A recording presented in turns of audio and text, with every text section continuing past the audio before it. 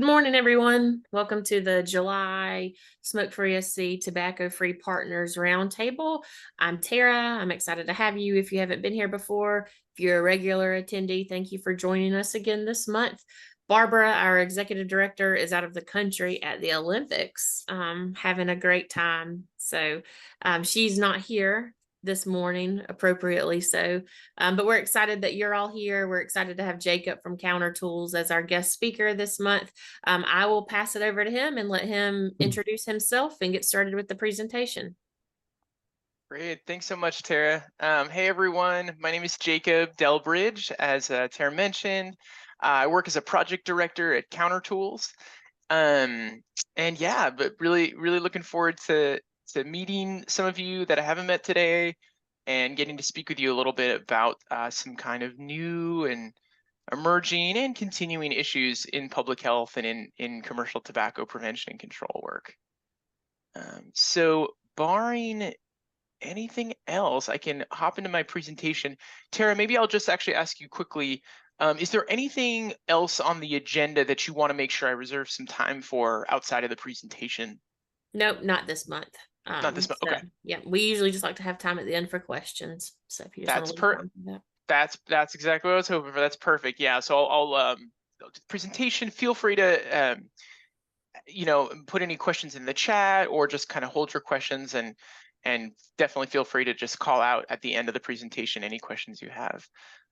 So I'm gonna do the tech work for sharing my screen.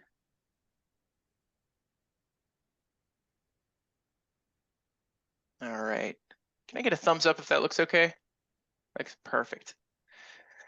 All right. So I'm going to talk today about what are called new oral nicotine products. And this term might be one you haven't heard.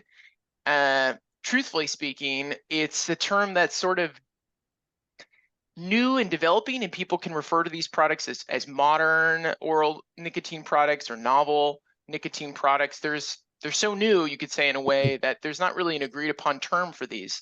And we'll get into some of the reasons on why that is as we go along. But I'm going to be talking today about sort of trends in use of these products, different other similar patterns, emerging issues, and continuing public health concerns that we see, as well as sort of ending on some analysis of kind of the difference between population level health approaches and individual level approaches in as it relates to sort of these products and tobacco prevention and control as a whole.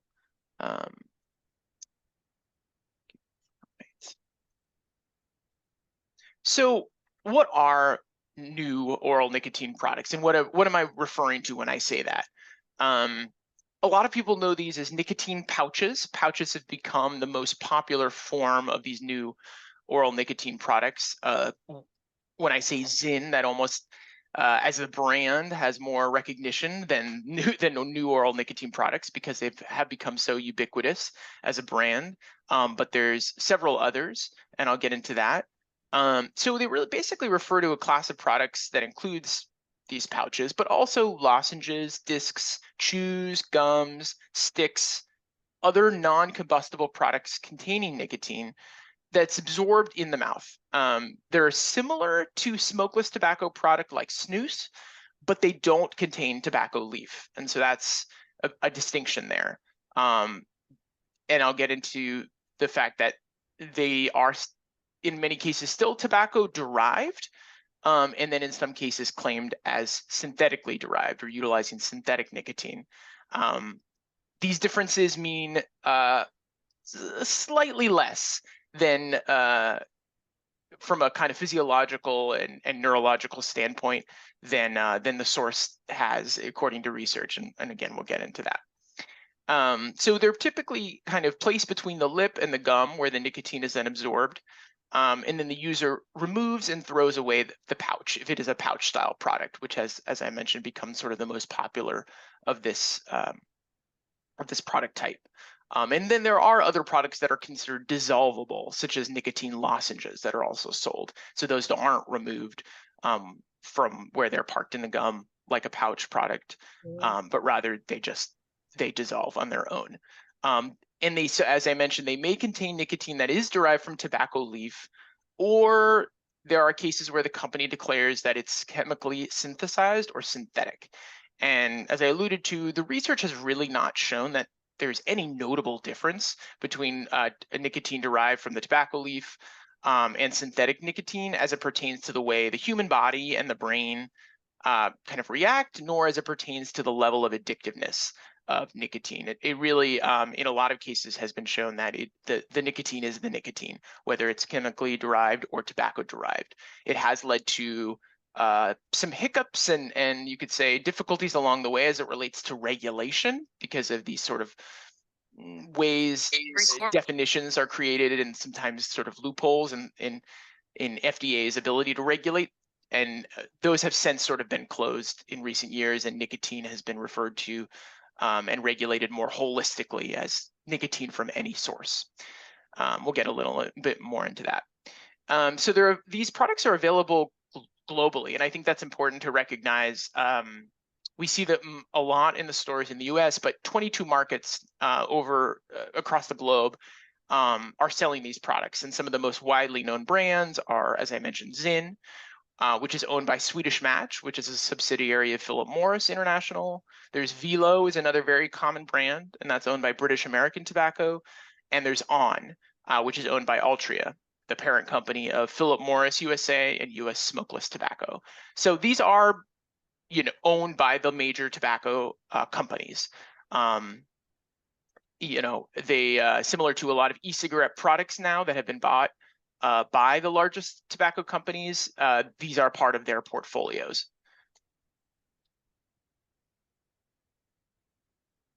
And we're just going to first talk about some of these health considerations that I think are important to look at: availability of these products, packaging and placement of these products in stores, promotion, and pricing. So the takeaway here is that sales and promotion of these products have skyrocketed in the last several years, and you've probably noticed that through seeing more of these products on the shelf and hearing about them in the news. So the U.S. Federal Trade Commission, known as the FTC, excuse me, they reported that the sales of new oral nicotine products totaled $1.06 billion in 2022. With 5.6 billion nicotine lozenges, pouches, and pucks sold. And that's more than double their sales in 2020. So just over 2 years, they've doubled their sales. There was an increase of 700% in overall sales just between 2019 and 2022. So just over that 3-year to 4-year period, dramatic increase. And I think what's also notable is that we are seeing an increase in the availability and popularity of sales of the highest nicotine concentration products. So there has been an increase in the amount of the number of milligrams per pouch or per disc or lozenge in a lot of these products, and those products are rising in popularity the fastest. So that's an important health consideration for public health to know and for regulators to be aware of. And so we're going to talk a little bit about that. What are these health considerations to know? I mean, concerns related to these products span similar considerations related to other nicotine products and other tobacco-derived products that are nicotine, but other constituents as well, particularly for youth. And they include physiological and behavioral health impacts, the ease of accessibility, given their relatively low cost and widespread distribution and sale, and the way these products are marketed, that research has shown appeal to adolescent youth in particular, among other populations. So speaking specifically about the nicotine concentration and mode, I think that's really something important and unique about these products, just in their mode of use, which is ingestion rather than inhalation. So as I mentioned, there are currently a wide variety of products sold at varying concentration levels, and this huge variety makes it difficult to compare one type of product to another and the impact it can have on the user. Because if you range from 1.5 milligrams to 12 milligrams, and then in some cases up to 25 milligrams per pouch, that impact on nicotine addictiveness and dependence is going to be widely varied. and knowing that there is no nicotine concentration limit placed on these products, you see more and more of this huge range that are, of products being sold. So, and I would say US has a high amount of products that are sold with high nicotine concentration levels, and we're seeing, I would say, even in other countries globally, even higher levels of pouches that have been found to contain up to 50 milligrams nicotine per pouch. I don't believe we've seen levels to that degree as much sold in the US, but up to 20, 25 have been found. The body absorbs a significantly greater proportion of nicotine, about 50%, through typical use of these oral nicotine products from inhalation um, of cigarette smokes. Sorry. So the body, I should say that better. The body absorbs a greater proportion of nicotine, about 50%, when you're consuming these products through absorption when ingested, versus inhalation of cigarette smoke, where you absorb maybe about 11%. So that means people who use these products may be absorbing 2 to 3 times more nicotine from one oral nicotine pouch compared to one cigarette. And that's just because of the way the body absorbs nicotine, around 11% when inhaled, as I mentioned, and it varies, but around 50% of the nicotine is absorbed when ingested of that product. And so that's very important to understand. It's not discounting the one of the largest contributors, if not the leading cause of preventable death and disease, which is combustible tobacco, from a harm standpoint. But it is important to understand the relative levels of nicotine that one's absorbing when using these products. And nicotine salts are another way that these products are able to pack in a lot more nicotine than other products, such as maybe cigarettes, are, and still have it be palatable for the user. So this term nicotine salts may not be new to you. This has been something that was actually patented by R.J. Reynolds to increase the nicotine content of their products, but would prevent the user from their throat becoming so irritated by these high concentration products that if it were what's called freebase nicotine. So validating this product formulation strategy, researchers have found that participants have preferred the salt-based nicotine. It goes down smoother.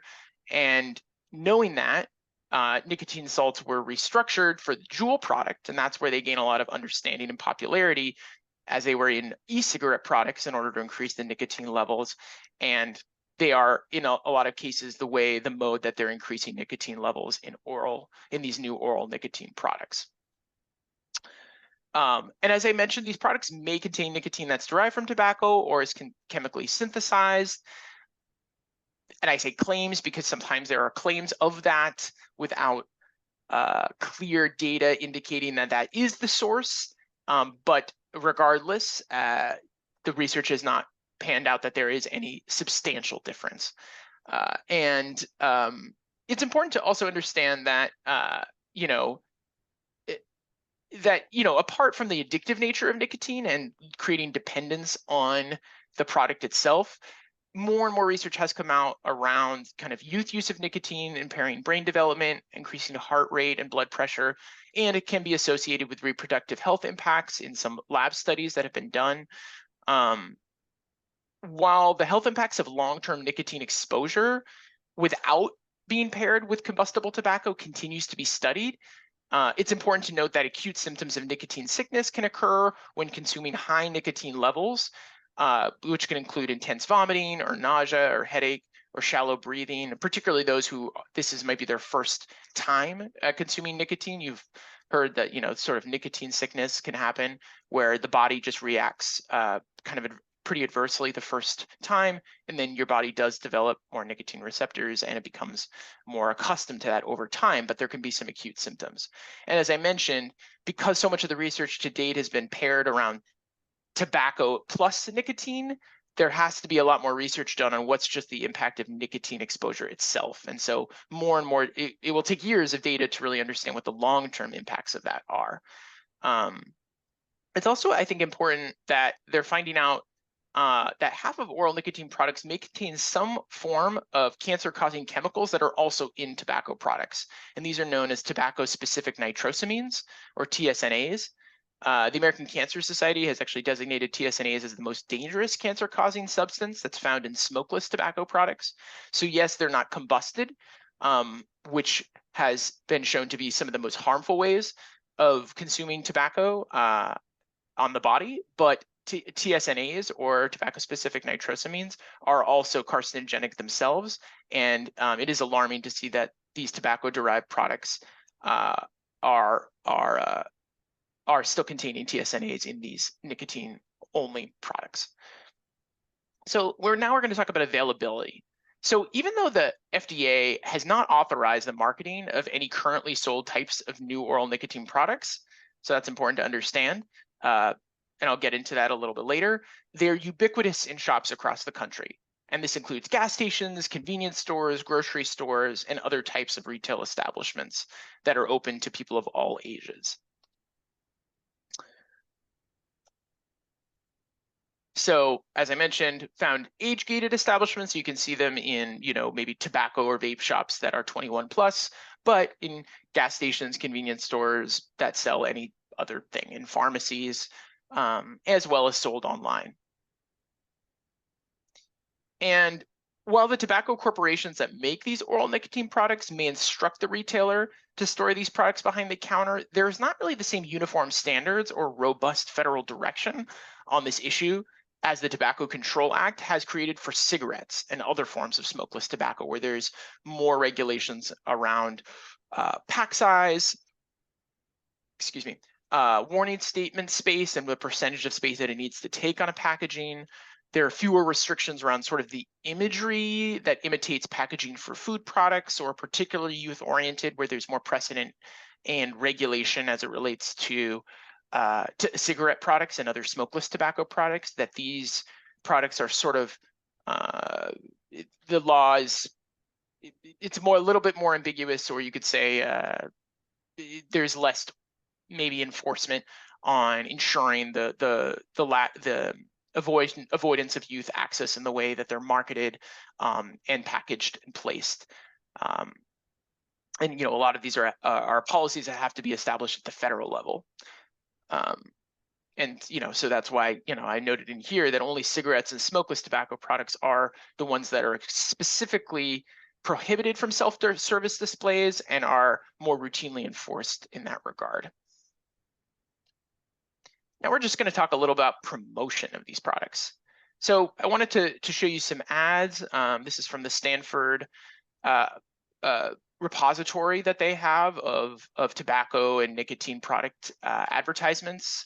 I highly recommend going there. It's SRITA if you want to take a look. They have a great repository of all of the different social media, magazine, and other print advertisements that have been put out by products both in the US and across the world.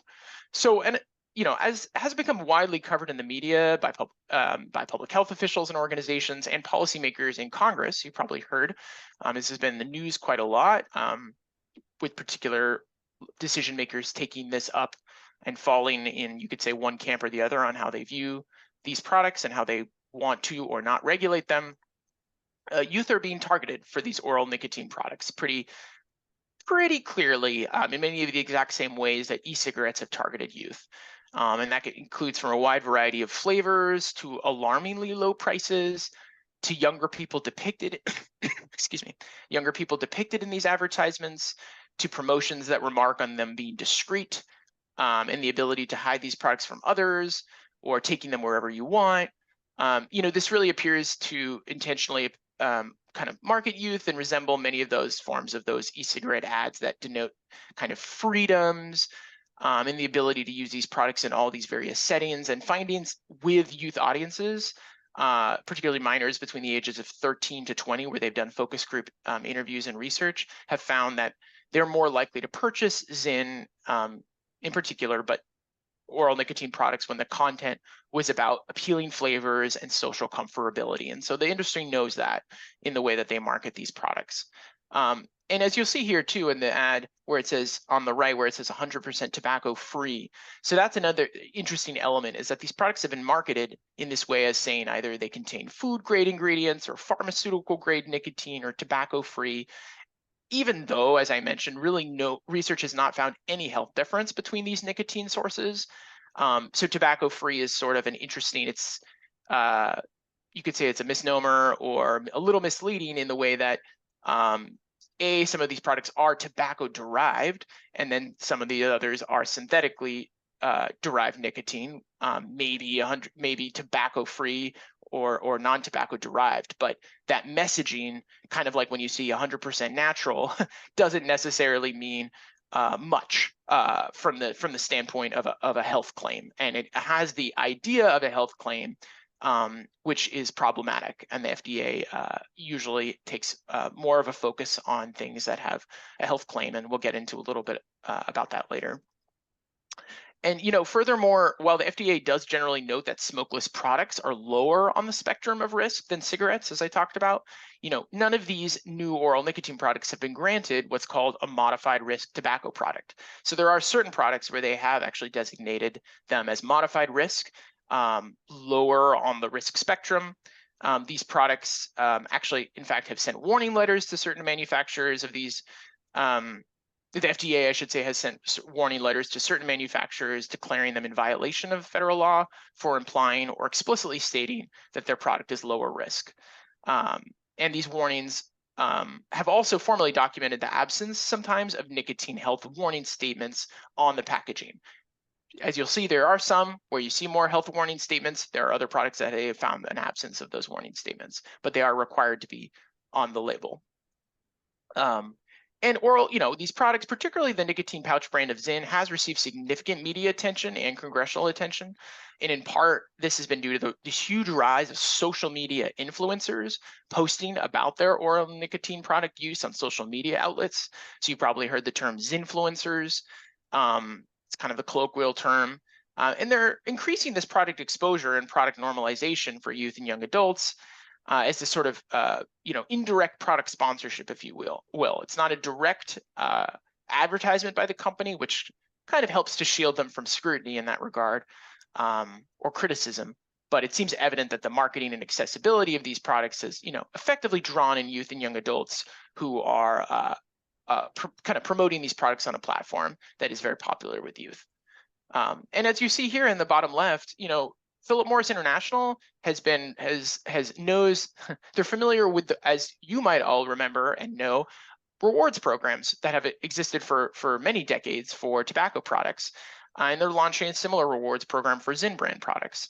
So obviously a long history here and kind of non-reinventing the wheel as it relates to promotions and ways of incentivizing purchase. And so this really encourages individuals to trade in Zyn brand pouch cans for items such as tech products, Amazon's gift cards, hair styling products.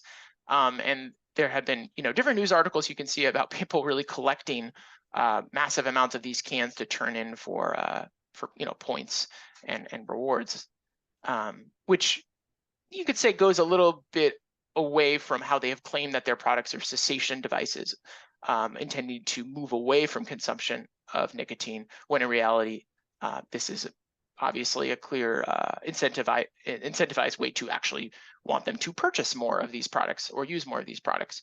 And so, yeah, rather than serving as a medicinal cessation aid, this promotional style could very well incentivize that continuous purchase, offering goods and merchandise. And now we're going to talk a little bit about pricing, because I think that's an area that could be one of the more concerning areas or things to note, and discrepancies between cigarette products. Excuse me.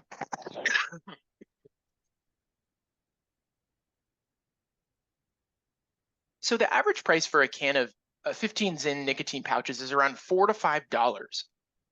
So this is like around half the price of a pack of cigarettes in many states, and in some states with high excise taxes for cigarettes could be a third of the price of a pack of cigarettes in other states.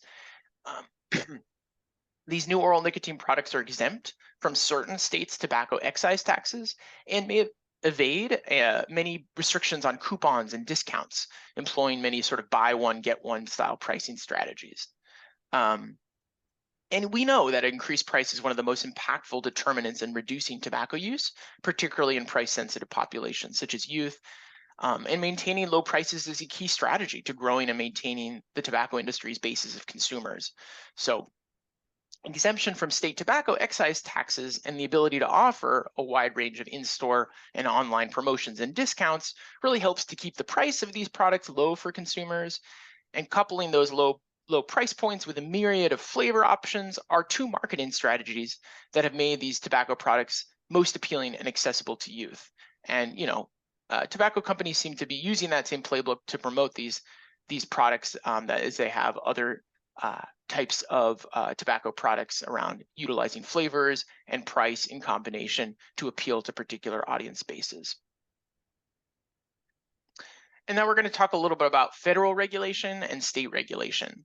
Hopefully this isn't too wonky and into the weeds, but I do think it's important to kind of step back and see kind of what's in practice and what's kind of the law of the land related to tobacco nicotine products. So I think it's important to note that presently the Tobacco Control Act, which was passed in 2009 under the Obama administration, and the 2016 FDA deeming rule together regulate all cigarettes, smokeless, e-cigarettes, hookah, pipe tobacco, cigars, smokeless tobacco, and products containing nicotine from any source that is intended for human consumption. That has been clarified in recent years.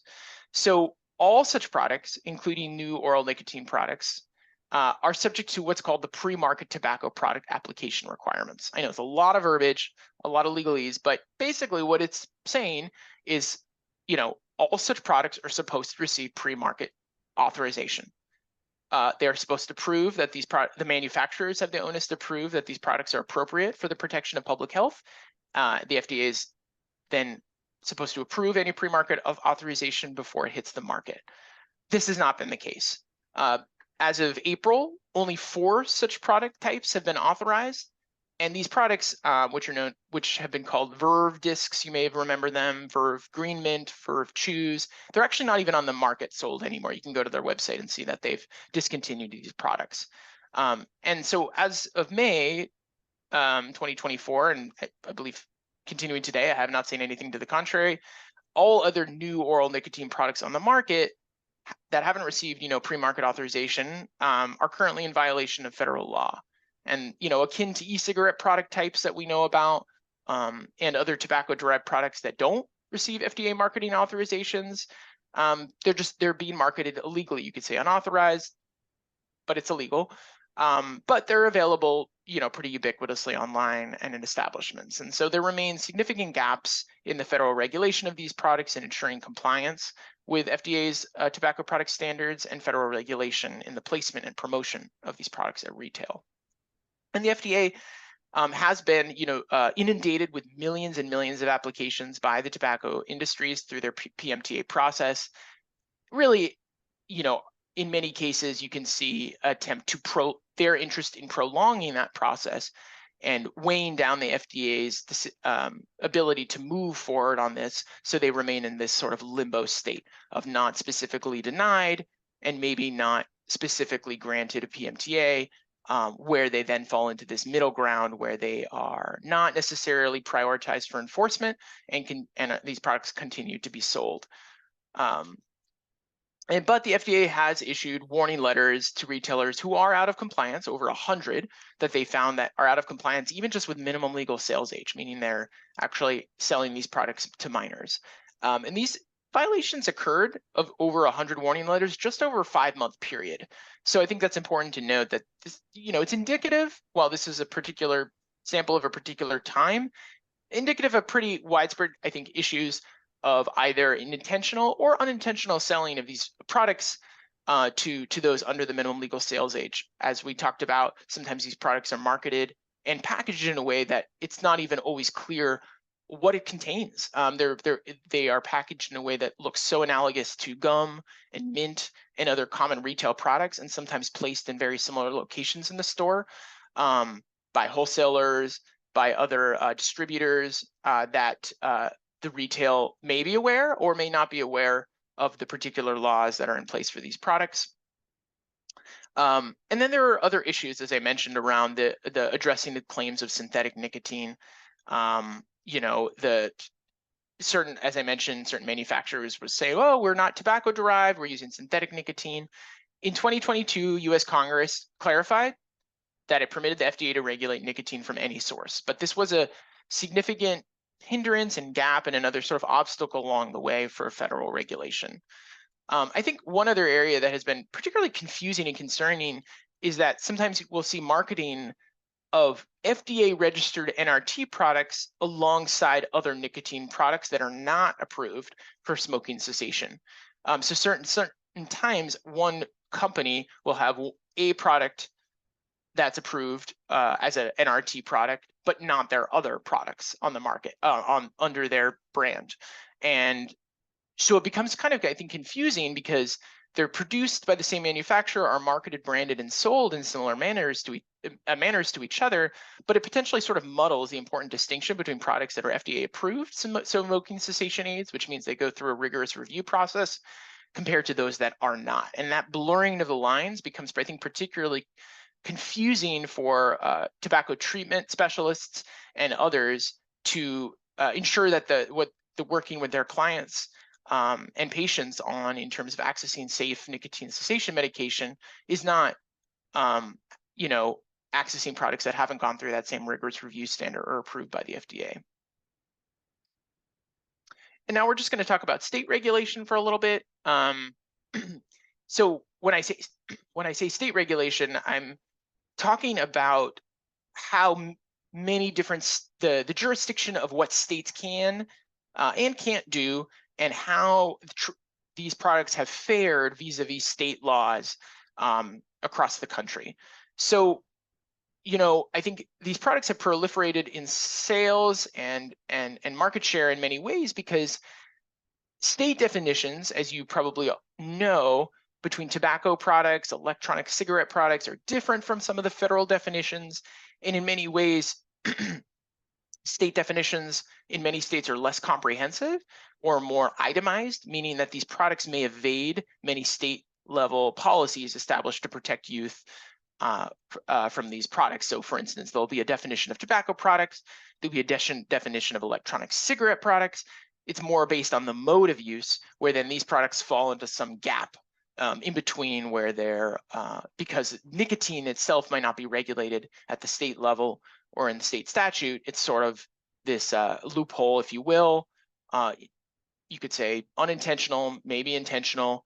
But in practice, particularly if they're excluded from these state regulations, that really can mean a lot in terms of accessibility, availability of these products.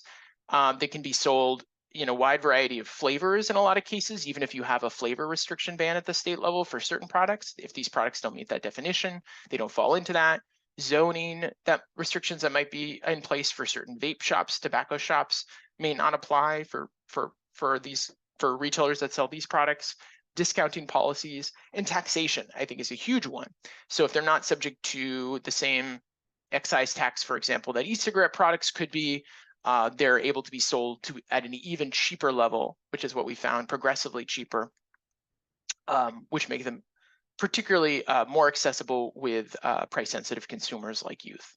And they can be offered on top of that with discounts, coupons, and promotions if they don't meet the definitions of tobacco or e-cigs that in states that actually do have discount promotion bans. So state regulators attempting to address this have faced a lot of these increased difficulties and around these just definitions and loopholes, if you will. And the fact that there are no nicotine concentration restrictions imposed by the FDA, and that they're being, marketed in a legal fashion without FDA marketing authorization. Online sales are particularly hard for local governments to regulate and oversee. Oftentimes, this really just doesn't fall within what they're able to do or their jurisdiction. And so, either through direct advertisements or indirect product sponsorships, there's a skirting of many of these kind of marketing restrictions and placement and promotion restrictions that cigarettes and others have been more subject to through different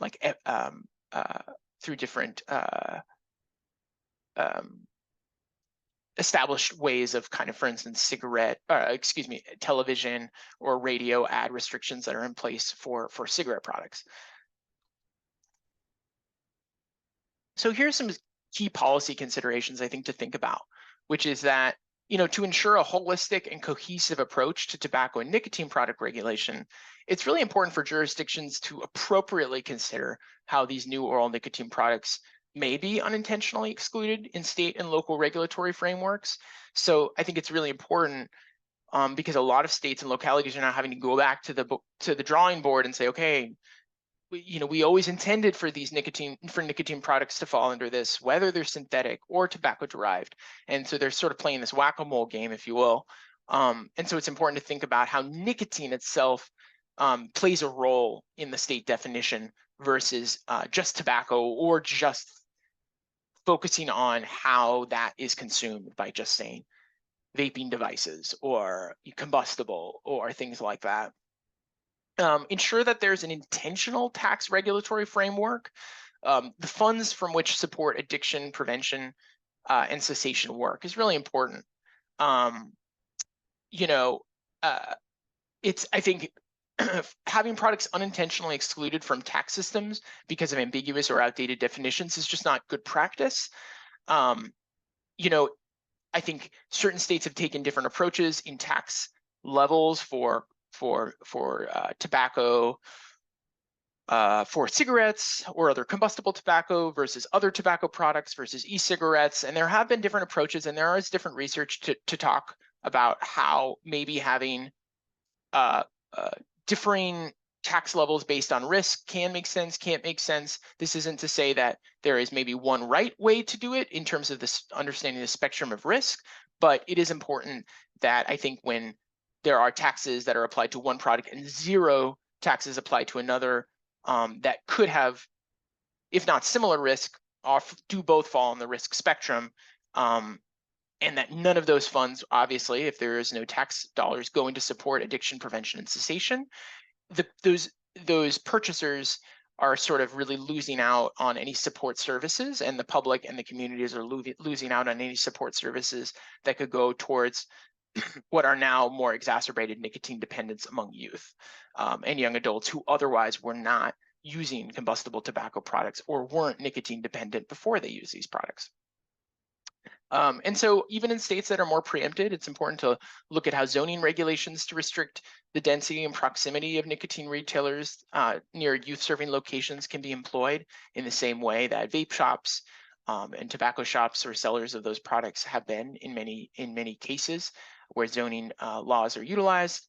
And it's, I think, really important to consider how flavored products have been targeted in communities of color and other communities for so many decades by the tobacco industry.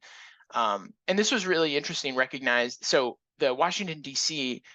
Has a restriction on the sale of flavored tobacco and nicotine products, including synthetic nicotine products, so from any source. And so you might have seen in the news that there was a subpoena that they sent to Philip Morris that led to them halting online sales of Zyn. I believe that's still the case. So there's just this clear recognition, and I think for DC and others around protecting their residents and saying, these same flavor, we are no stranger to menthol and other flavored products being peddled in our communities at cheaper rates to fuel addiction. We want to make sure that, that doesn't continue proliferate, and that when we have a flavored sales restriction on these products that are meant to be, that we don't continue to see them ubiquitously sold in our communities. So we'll see what the implications of that for Zyn are. While it's company specific at this point, it might set up a new standard or precedent for what other companies do and engage in, and put a halt to some of poor practice and skirting of the law on that. And lastly, I just want to end that, I think it's really important. So many of these oral nicotine product manufacturers state that their products are intended for and marketed solely to adult populations who currently use combustible tobacco. And we know how harmful combustible tobacco use is, as I mentioned, the leading cause of preventable death and disease.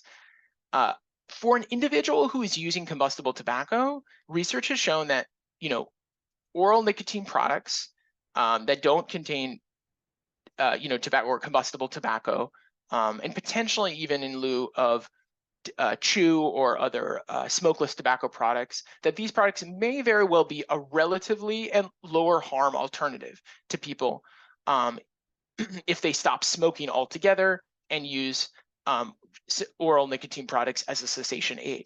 That's an individual level treatment that may make sense for an individual adult who may be tobacco dependent and looking to find cessation strategies. That's different than thinking about people who are not currently smoking, who become nicotine dependent due to use of these products.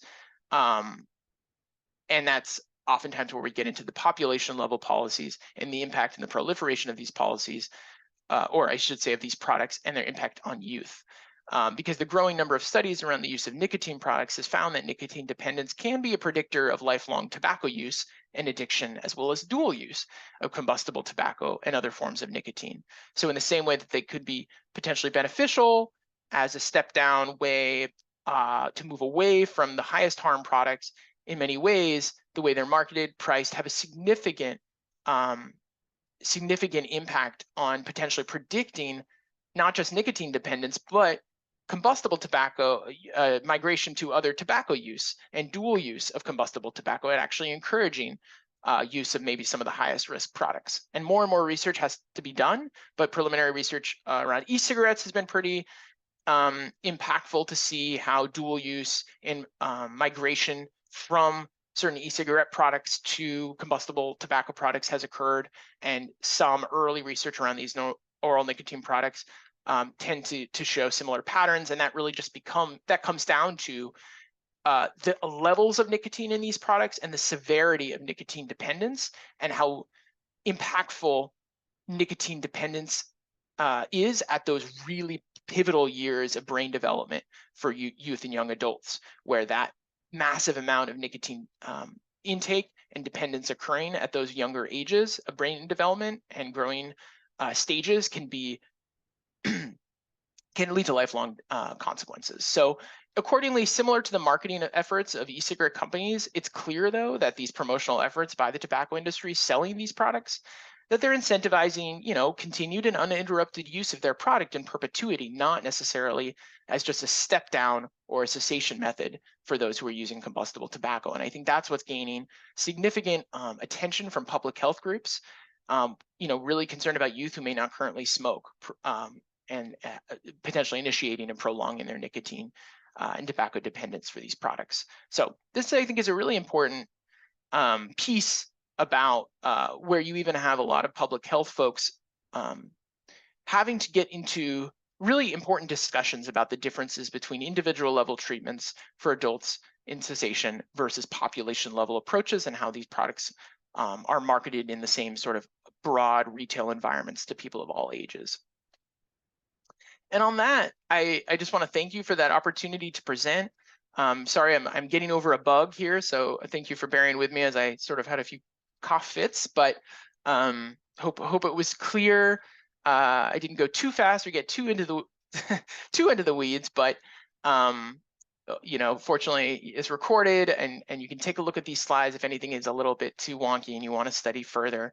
But I really wanted to highlight across these different areas what we know based on the existing data. But that is all to say that, well, because in a lot of these cases, these products haven't been authorized for sale, a lot of the data is not quite there yet. And so a lot of it's the data we're seeing in real time among product users, which is significant, substantial, and not ideal by any means. But fortunately, we have a lot of good public health partners who are monitoring this and helped to put together some of the data that I presented here today. So at that, I will stop sharing and see if there are questions. Thank you, Jacob. A few questions were asked in the chat bar during your presentation, if you're able to take a look at those. Yeah. Will payer providers see more nicotine overdose episodes with the oral absorption and ingestion? That's a great question. From what I've seen, there have been more. I've seen anecdotal reports and news articles about acute nicotine sickness episodes. when I've talked with folks from like the American Academy of Pediatrics or the American Academy of Family Physicians, I think what they're seeing in their youth and adolescent clinics that is even more concerning than acute episodes of nicotine overdoses is the long-term dependence, and the need now to have youth cessation, nicotine cessation work that applies for youth that never really was a thing in the past or hasn't been developed to the degree that it has been for adults, and how to do that in a way that's age appropriate, understanding there are certain nicotine replacement therapies that are only approved for those above the age of 18. But we know that a lot of youth, potentially as young as 13, have become, and I mean, younger and older in certain cases, but have become nicotine dependent. How do you create cessation strategies that are age appropriate, that maybe don't use chemical interventions that aren't approved for that age, and yet still address this intense nicotine dependence? And so that's from testimony I've seen to legislators, from research that I've seen, and from conversations I've had. I think that's some of the most concerning pieces. But I think there are also the unintentional consumption concerns of having pouch style products packaged the way they are accessible to children, and that's another element of unintentional consumption and nicotine poisoning that can occur, and leading to certain ER visits. I haven't looked at the data on that. Frankly, I'm a little bit more familiar with basically overdoses of you could say of THC or cannabis products that are accessed by children and led to poisoning that has led them to the ER around cannabinoids. I'm a little less familiar with nicotine overdose among children, but I definitely want to look into that and see how that has impacted, for instance, like ER rates and things like that. What claims are being made about the presence of TSNAs in oral ingestible synthetic nicotine products? So claims, I don't know about claims, but I think the research, or excuse me, the analysis of those product constituents and characteristics has basically found in certain products, I don't know which brands, but in some of the products that are on the market, that there are the tobacco-specific nitrosamines found in these products, in the same way that their other smokeless tobacco products have these, which, as you know, smokeless tobacco products have, are some of the leading causes of mouth and oral cancers because they're carcinogenic components from TSNAs. So I think this is an emerging area. I really appreciate the American Cancer Society has been looking into this more and more. It's tricky at this point to know when these products are on the market and again aren't authorized, where you don't have the data around some of this. Maybe you'll have ingredient listings if you do, but you don't even know the other unintentional constituents or chemical components that are that go into the making of these products. And so hopefully, as more and more federal oversight comes on board, we'll know, what's really constituent and goes into these products. And then there's a question around, can you please discuss a little further about state preemption and how it affects state regulation? In this case, federal flavor e-cig ban versus inability of the state to enact a flavored e-cig ban. So breaking this down,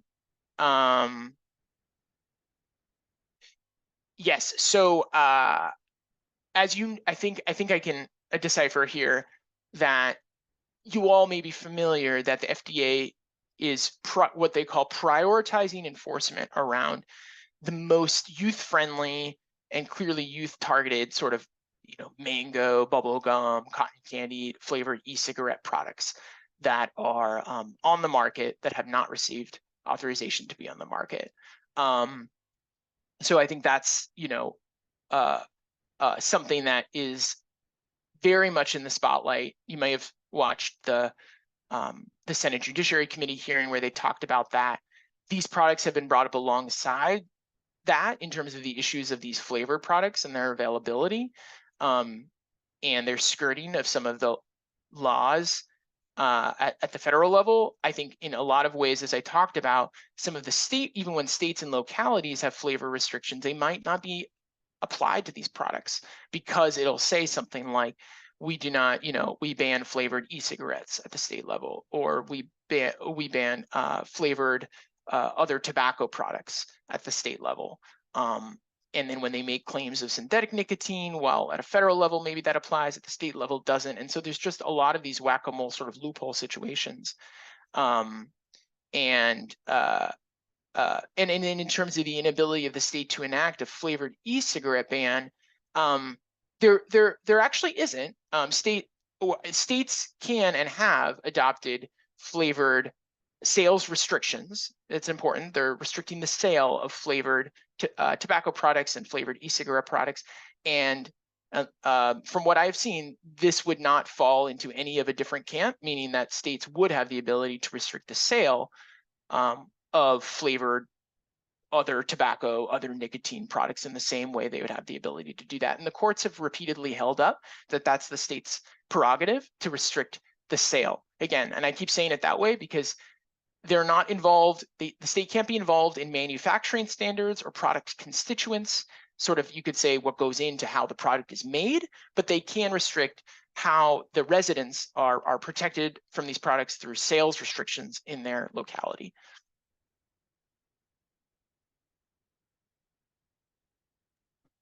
Any other questions? I hope that was clear. And where there isn't clarity, that's some of the problem. I think is probably the best way to put it. Is this stuff is developing in real time. I think this is an area. What's particularly interesting with this is it has gotten some of the attention that e-cigarette products have, but I think there's more to come. And I think, for instance, you look at EVALI or things like that, where a lot of the acute health impacts of these products were around inhalation of constituents that are in vaping products, different diluents and solvents, the propylene glycol and, the vitamin E acetate and THC oil alternatives that were in a lot of these vaping products. The same, that lipoid pneumonia concerns and some of these inhaled lung disease issues are maybe not as prevalent with these products that are ingested versus those that are inhaled. So it loses a little bit of the, you could say, attention on acute concerns. I think the impacts are going to be that long-term nicotine dependence.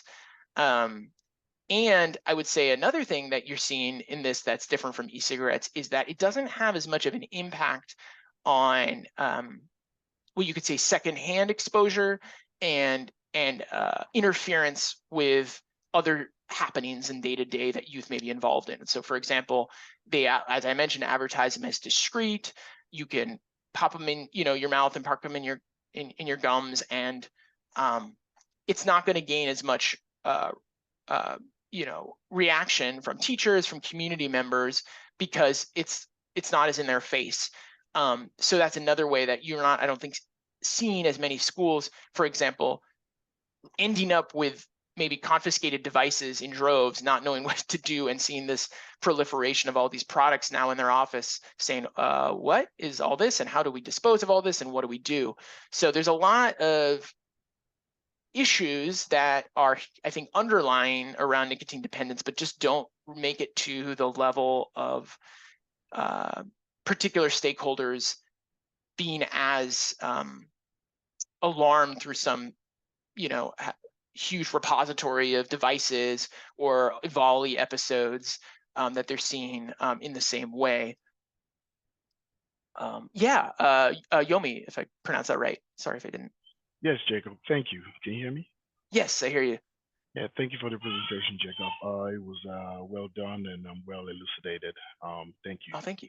My question is, we've been seeing quite a few instances of young adults having dual lung transplants from exposures.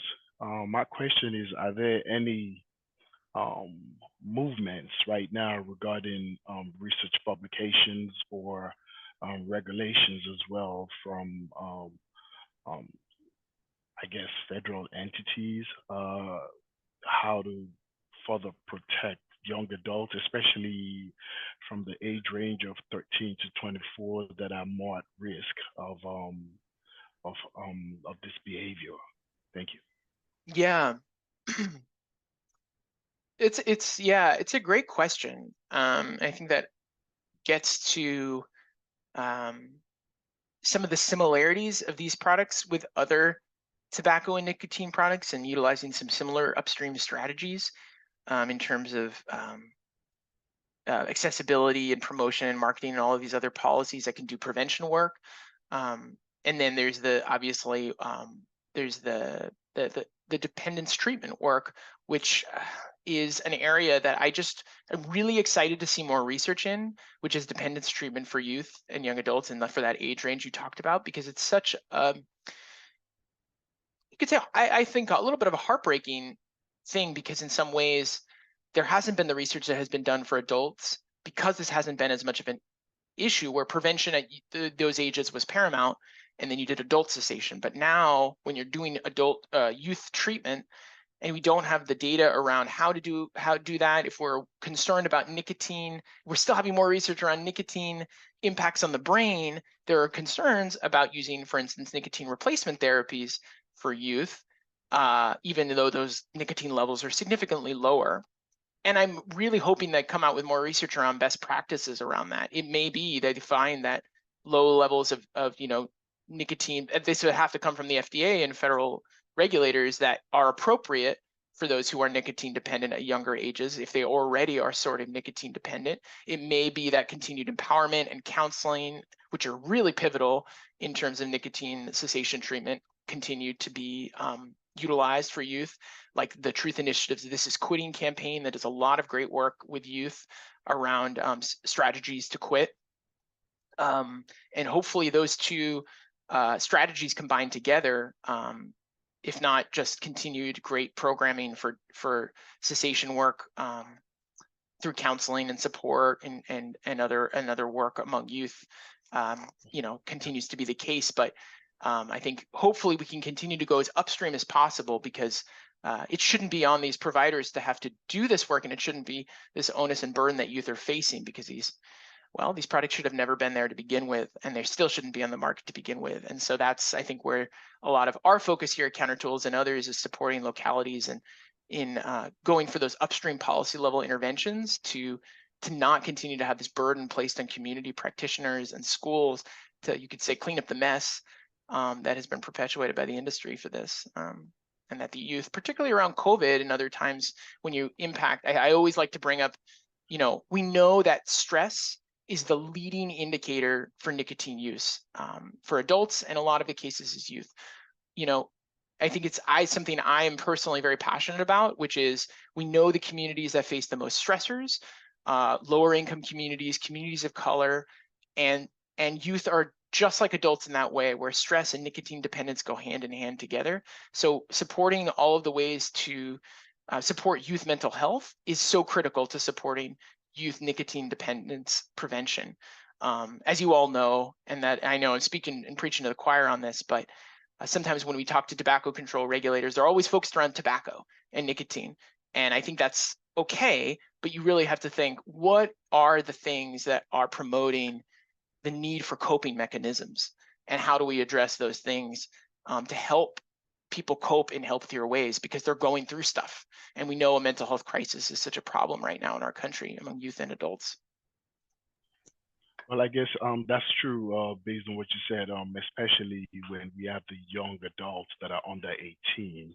That would make it difficult for you to get a consent from them without parental consent, I presume. And usually when we see these in-depth damages to the body, it's usually far too long, Right. too gone. And it usually happens within a very short time. So one of the cases that I was looking at was a 22-year-old who said he had been vaping for about 3 years. And when you look at that time, that's too much of a short time for you to actually collect data, information within that age group, and for you to take action on it, especially when it concerns that age group. So thank you. Understood. Yeah, Absolutely. It's such a good point. Well, we've reached our time. We're at 11. I think if you have any other questions, Jacob wouldn't mind you sending him an email. He shared his email at the end of the presentation, and it looks like he might be putting it in the chat bar as well. So thank you. Yeah, it's in the chat bar. So if you have additional questions, feel free to reach out to him.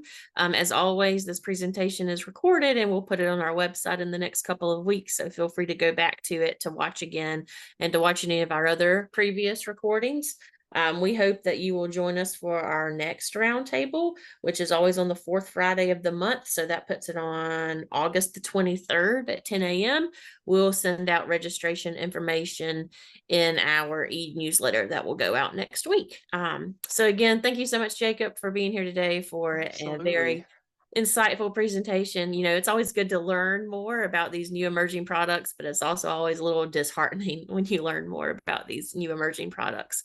So we thank you for sharing the information with us. Absolutely. And I just want to put another plug in for if you want to see any of the data sources and references that what I talked about today, go to this link I put here. I wrote an evidence summary for oral nicotine products that I know Tara has sent out in the past, but just a reminder where you can access that information in written form. Awesome. Thanks so much, all. Yeah, thanks everyone. Have a great weekend.